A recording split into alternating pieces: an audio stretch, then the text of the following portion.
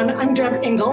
I'm the author of Be the Light That You Are, and I'm delighted to welcome Alan Cohen today to talk about one of the most important and powerful topics that I know, also one that probably is the most misunderstood in terms of spiritual principles. So I've asked Alan to join us today so that he can shed some light on this for us. He has been a long-time teacher, lecturer, and author of spiritual principles, and I'm so happy to welcome him here today. So, Alan, thanks so much for being here with us. I am delighted to be with you. Thank you.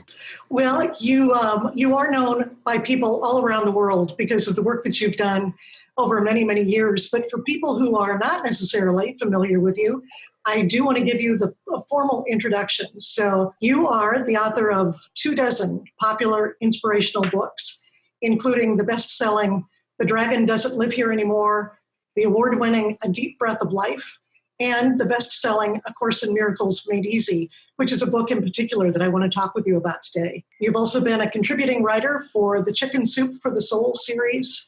Your books have been translated into 24 foreign languages, and your work has been featured on Oprah.com and USA Today, Washington Post. You also have a radio program called Get Real, which is broadcast weekly on Hay House Radio. And you have a column called From the Heart that's featured in magazines internationally. So, and I love this quote, because so many people listening will be familiar with Wayne Dyer, who was a master teacher for me and for so many others. And he said, quote, Alan Cohen is a major, major player in the great spiritual awakening in our world. So can't imagine anybody better to talk to about this sometimes kind of sticky topic of forgiveness that we're going to talk about today. As I said, I think maybe this is one of the most misaligned or misunderstood spiritual topics, because often people equate forgiveness with letting people off the hook or thinking, well, I'll just take the high road and I'll be the forgiving person. But there's still a sense of hurt or betrayal there. So what I'd like to ask you first is about what A Course in Miracles says about forgiveness, because its take on forgiveness is very different. So can you explain what the Course says about it and your understanding? Yeah, the Course has a whole different concept of forgiveness than most people do. Most people think I was terribly wronged and someone hurt me, and now I have to overlook it and I'll be the superior person for letting them off the hook. Course says it doesn't really work like that. It says that for you to perceive yourself as a victim of anyone or anything is really an error in your own perception. So it wants to correct our perception by saying that who I truly am could never be hurt. I'm a spiritual being that's beyond the physical, beyond financial, beyond relationship. And really, what I'm going to do now is I'm going to take back my power from believing that that other person has power over my life. And I'm going to claim my wholeness and recognize that what I thought happened was really a story I made up. And it's a story that's working against me and against the other person. And just like I made up that negative story, I can make up a new story where it says, I am free and you are free. What I thought happened didn't really happen in the big picture of things. And now I step into the greater picture rather than the personality victim picture. It's something like that. I'm kind of pointing at it, but that's the way it works. So what you're saying, it really alludes to the fact that we start from a very different place of understanding ourselves, it seems like. So often we go through these lives and we think that we are our fears and our hurts, and we're in this kind of random universe with lots of people who are out to take advantage of us or hurt us in some way. But you're really speaking to the teaching of the Course and other spiritual teachings too, that say that we are so much more than that. That's not the place where we start. Those are just the fears that we learn along the way. So you have this wonderful quote about forgiveness. Yeah, you have the power to take away someone's happiness by refusing to forgive, and that someone is you. So can you talk a little bit more about why forgiveness is so essential to our own happiness and to our understanding of ourselves? Yeah, we think that forgiveness is a gift to another person, which it is, but it's really more of a forgiveness for ourselves, because when I'm in a state of anger or upset or victim, I'm hurting myself. I'm putting myself in a box. And there's a wonderful line in the Course where it says, if you're a jailer keeping someone else in prison, then you have to sit by the door of their cell to make sure they don't get out, which puts you in prison with them. So really, anytime we hold a judgment against another person, we're really boxing ourselves into small-mindedness. And so when we let the other person off the hook, we need to forgive our own sake even more than for the other person's sake. And of course, when we get free, they get free. It's a package deal. You can't have one locked up without the other, and you can't free one without freeing the other. You mentioned that term small-mindedness. Can you say a little bit more about that for people who might be unfamiliar with that term? Well, the Course says that there's two worlds, really. There's the world of God, which is ultimate creation and everything that God is in that world. God is loving, and God is healing, and God is full of life, and God is joy, all those wonderful things. And then it says there's a world of the ego, which is a very limited idea of who we are. It's based mostly on body identification. And from that, we think that we're separate, and we're alone, and we're lost, and we're abandoned, and we're in competition. And there's this whole matrix of thought that binds us to a very, very, very, very tiny sliver of the universe. And the Course tells us that that's really the source of all our pain, to think that we're this small little body who's competing for good, when we're actually an expansive spiritual soul that has all the good we could ever want. So what we want to do, the major shift in perception of the Course is calling us to make, is a shift from poor, small me to great, whole, empowered me. And it's just a different belief system. It's a different thought system. When we step into it, everything changes. That really reminds me of a passage in the Course that I have here because it's one of my favorites. It's so poetic and so beautiful. It says, "What could you want that forgiveness cannot give? Do you want peace? Forgiveness offers it. Do you want happiness, a quiet mind, a certainty of purpose, a sense of worth and beauty that transcends the world? Do you want care and safety and the warmth of sure protection always?" It goes on beyond that too, but it says all this forgiveness offers you and more. So it's one of the passages in the Course that I think is really easy to understand, right? And it really speaks to living from this different mindset, this place in our being. So why is forgiveness the path to peace, as the Course says? Because it works. My friend David Hoffman, who's a wonderful Course in Miracles teacher, he said that you're basically being asked to give up nothing to replace it with everything. So, we think we're clinging to our money and our possessions and our stories, and it's kind of it doesn't get us where we really want to go. When we release all that clinging, that fear, then we go, I come into a wonderful space of healing and wholeness and heart openness, which is all we ever really want. We just want to feel happy. And we think that this person or this sex or this object or this job will get us happy. And it might for a little bit, but really, unless we claim happiness from the inside out, we're not going to find it. So the Course is really asking us to give up all the stuff that we thought would make us happy, but doesn't, for that state of consciousness and being experience that already is happy, which is all we really want anyway. Right. So it's that famous line, would you rather be right or happy? And of course, the small-minded ego wants to be, it wants to cling to those grievances. It wants to betrayal, keep all of those things in its grip. But the higher self, that higher mind, the right-mindedness, is saying joy. The Course in Miracles teaches, our natural inheritance is joy. Our only job is joy. So forgiveness truly is the path that can get us there. Beyond that ego need to hold on to all of the hurts. It's that wonderful release. There's a Zen line I love. It goes something like, you have no idea of what you've been carrying until you put it down. So, it's like you have a hard day and you go to sleep and you have to go to this wonderful dream world.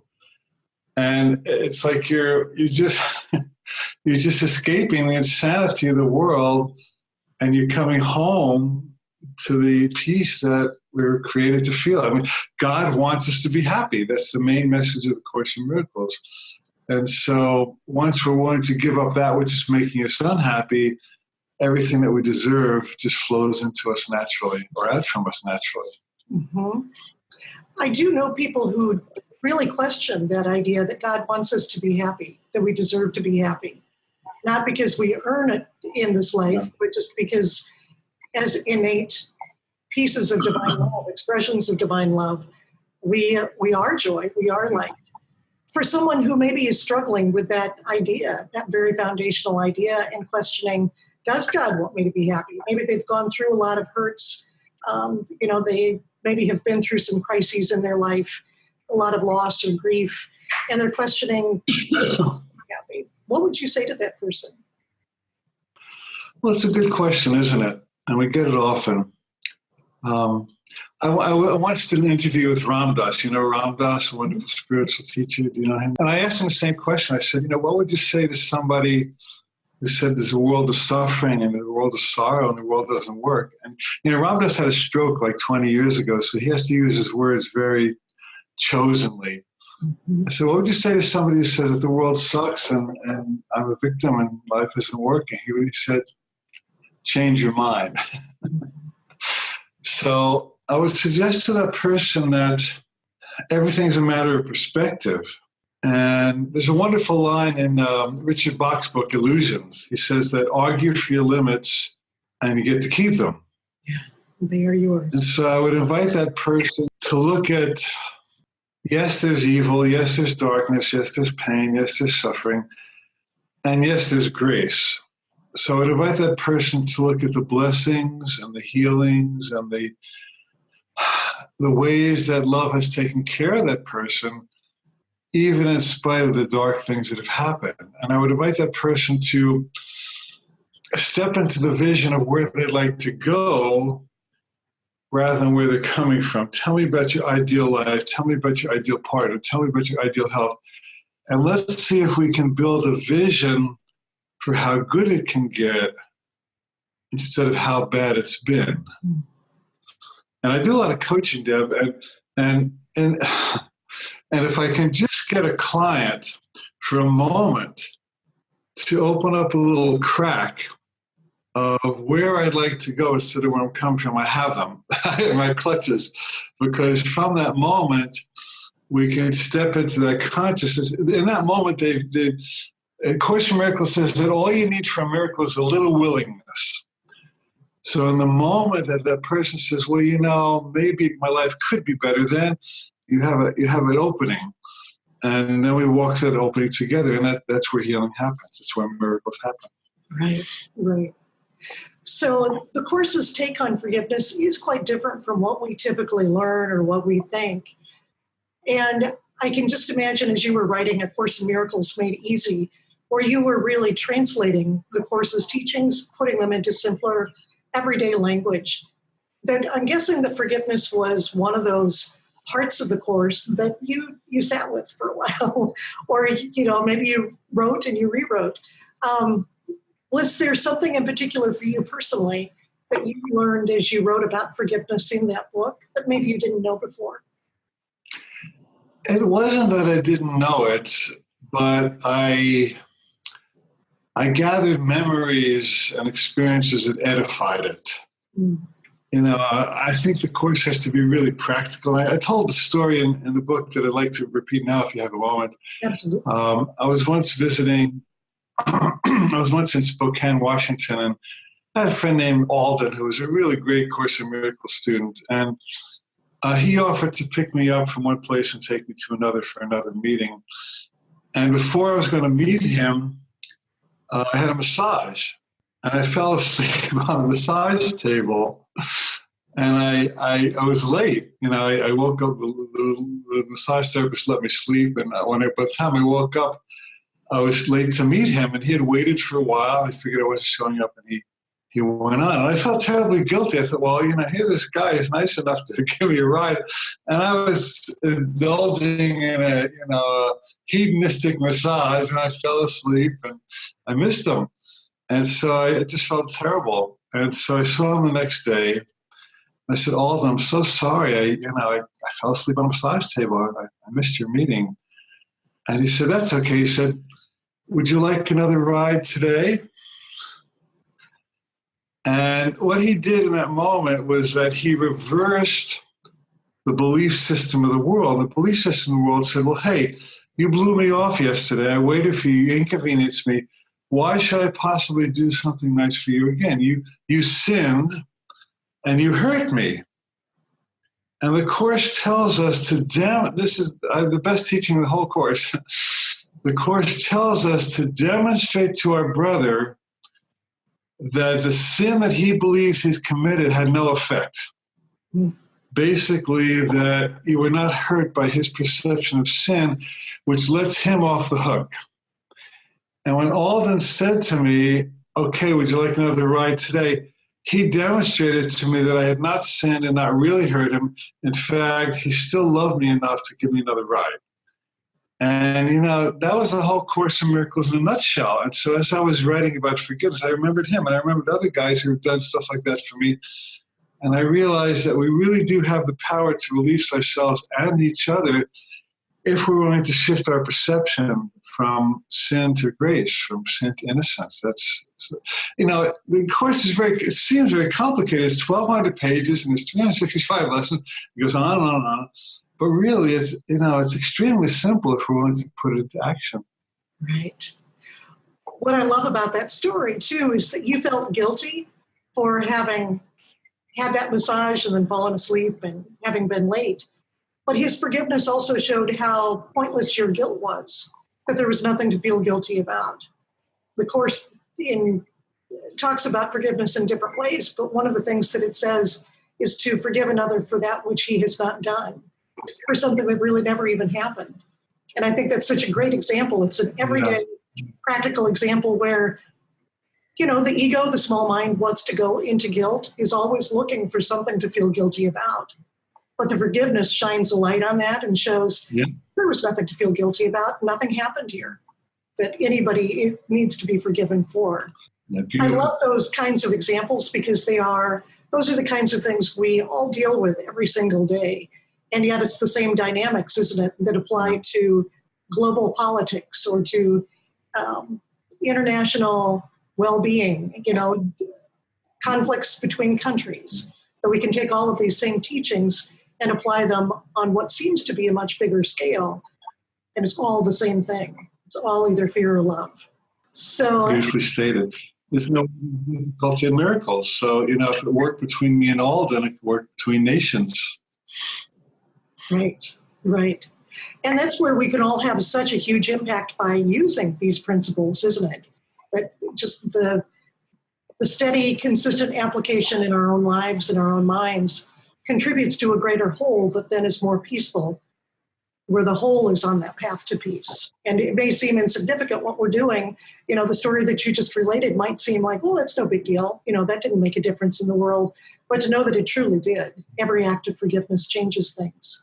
So made a difference in my world.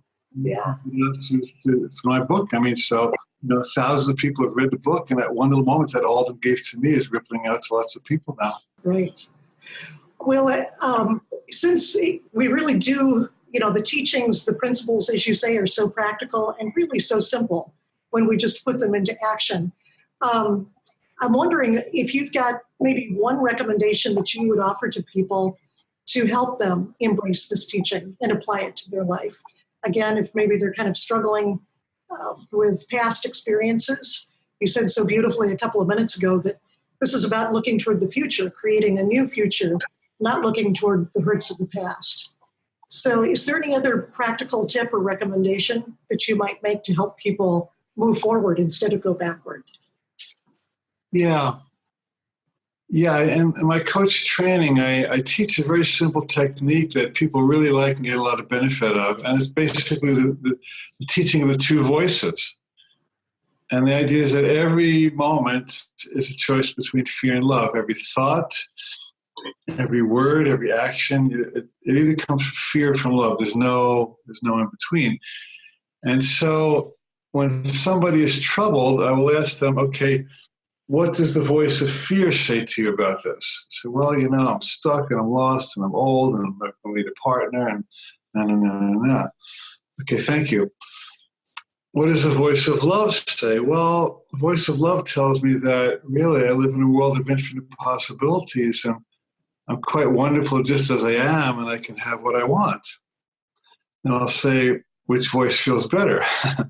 Well, the voice of love feels better. So basically, at every moment, asking yourself, this is an introspective exercise, okay, am I listening to the voice of fear? Am I listening to the voice of love? And which feels better? And I guess the next part is, if I were to listen to the voice of love, how would I be proceeding differently? And, usually the voice of love prescribes a whole different course of action than the voice of fear. And then you're headed, this is what is called right thinking, of course. The course says now you're in your right mind and you can get right results. So just simply discerning between fear and love and choosing love, that's the course right there. Beautiful. Well, one other question comes to mind too, because we did talk about an everyday example of forgiveness, but I'm also thinking about those people who may be watching this who have gone through some very, very deep hurts. Maybe they've experienced sexual abuse or childhood abuse of some kind, or they've witnessed violence in their life, or they really do feel as though they've been victimized somehow. Do you have a particular piece of wisdom, insight for them, again, that could help them get to that place of a little willingness to see things differently? Yeah. Yes. I always ask them, first of all, I validate them and I tell them I understand this was a very difficult experience. I'm sorry you went through it. Now that you've gone through it, is there any way it's empowered you? What did you learn? Did you build any muscles as a result of it? And usually there's some benefit. No, we're not saying go out and do it or hurt anybody or just make light of it. We're not saying it, but we're saying that people who've experienced forms of abuse usually learn to set boundaries. Usually they learn to love themselves in the way that the abuser did not love them. They have to kind of dig inside themselves to find a deeper source of love than they were waiting for from their father or the mother of the person who abused them. So the Course says that all of your past is gone except for the blessing it's left you. So I would ask the person, can you think of some kind of opportunity or blessing or lesson, even gift that you gained from this that will now serve you for the rest of your life? Maybe you can help other people who've gone through this. Lots of people who've been abused turn out to be healers and counselors and therapists and authors because they've had that hard experience and they've grown beyond it. Now they can serve others. And so it's basically just feeling around for some way where you find empowerment instead of victimization. And once you do that, you have all kinds of tools to work with that you didn't have when you defined yourself only as a victim.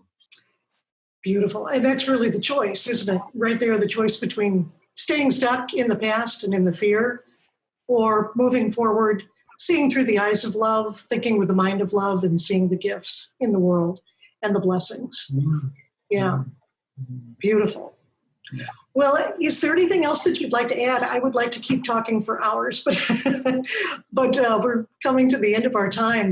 But I do want to ask if there's anything else about forgiveness or anything else that you'd like to add before we wrap up. Yeah, I think that self-forgiveness is the biggest gift we can give each other, ourselves and each other. And I know I've had so many judgments about myself and guilts and fears that I've had plenty of chances to practice. And I know that when I can get to the place where I find my own innocence, that raises me to such a level of wholeness and strength that I'm in the perfect position to help others. I actually wrote a book called The Grace Factor because one of my themes of late is grace, recognizing that we are loved and accepted and cared for by Spirit, by God, and in so many bigger ways than we care for ourselves. So if we can just adopt the attitude of a loving, compassionate parent toward ourselves. A lot of my students are parents, and I say, well, do you hate or punish or judge your kids if they mess up? And they say, well, no, not really. I just want the best for them. And they say, I say, well, then, can you imagine that just as you'd want the best for your children, you would do your best to forgive them, that the Spirit that created us all sees us through such eyes of love that if we saw ourselves even for a moment through those eyes, our whole life would change. So I encourage everyone to be easy on themselves and just let themselves off the hook and just, proceed from innocence rather than guilt. And that opens the door to healing that we all desire. Beautiful.